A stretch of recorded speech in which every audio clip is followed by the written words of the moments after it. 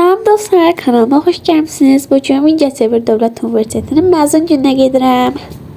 Amma tədbirə getmədən öncə Çınarə xalanın doğum gününü təbrik eləməyə getdik. Video çəkirəm. Həyatımda ilk dəfə tung-tung sağır oyuncaqla bu qədər yaxın olduğum üçün təəccüblərəm. Və xatirə şəkli. Tung sahur. Oo, Sigma balmı. Din din din dun. Nə qədər bilirsən? Mən çox bilmirəm orada. Merhaba. Salam dostlar. Biz bugün Böyük Banu ile konserte geleceğiz. Wow. Baba uşaq oyun oynayır. Görsən.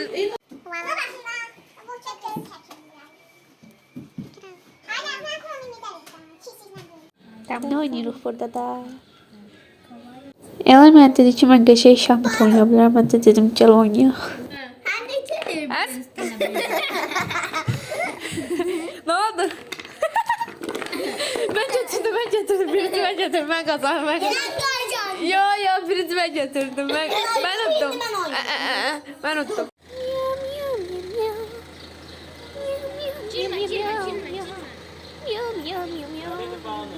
Salam dostlar, indi biz yoldayız, konserte gedirik. Salam dostlar, bana konserde çatacaq biraz. Bundan qabaqki videoda əslində o birisi korpusa gedirdik, amma səhvən gəlmişdik. Ona görə konsert olan korpusa gəldik. Ətrafı da sizin üçün çəkmişəm. Axırı tapdıq bir-birimizə.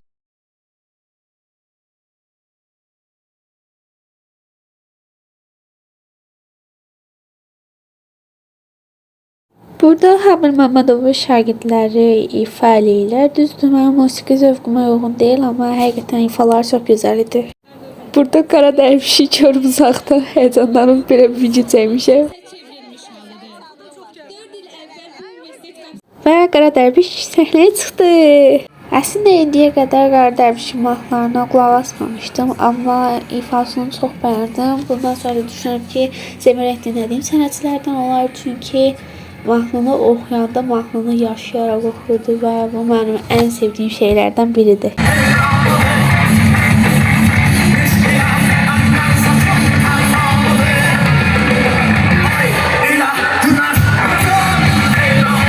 Burada gitaraya niyə zoomlamışam bilmirəm.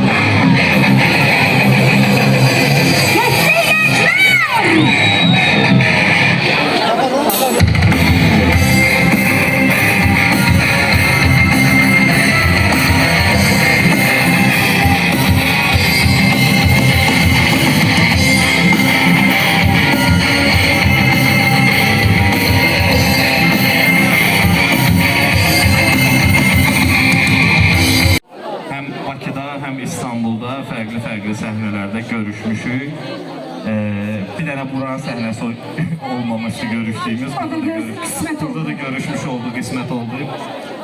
Təşəkkür edirəm. Yorğun istəyənlər üçün biraz tərim soysun gəlirəm. Qara Dərvişin fasiləsində Mərdan Kazımov və onun qrupu ifa eləyəcəkdi. Mən də təbii ki, musiqi alətlərini çəkirəm.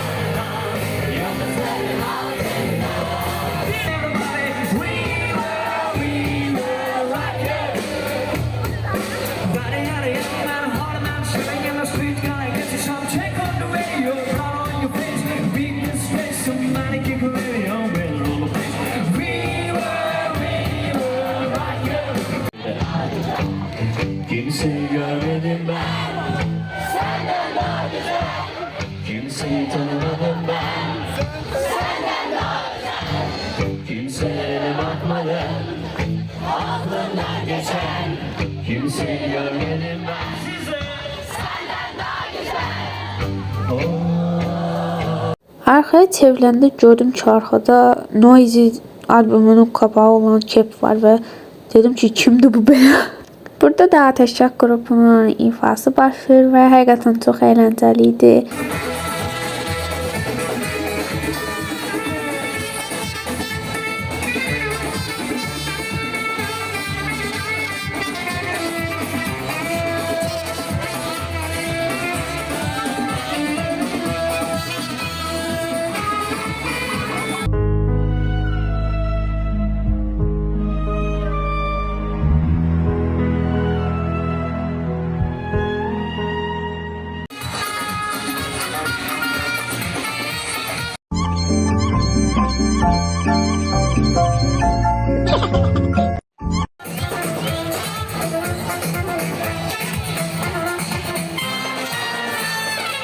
Arkada şey var idi. Ben de geçtim kaptım onu.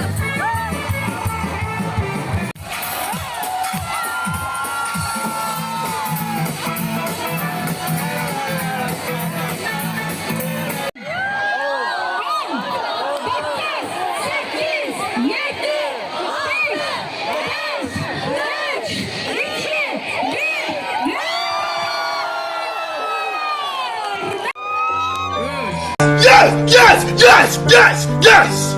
Yes!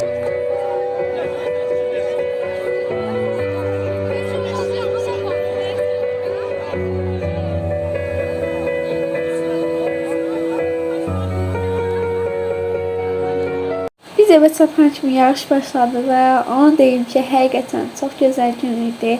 Uzun zamandır bu qədər əylədiyimi hiss eləməmişdim. Yəni o qədər ki, ayaqlarımın altını hiss eləmirəm. Həm də çığırmaqdan boğazım ağrıyır. Hər kəsə çox təşəkkür edirəm. Lazım olanlara da gələcək həyatlarında uğurlar arzulayıram. Gələn videolarda görüşənədək.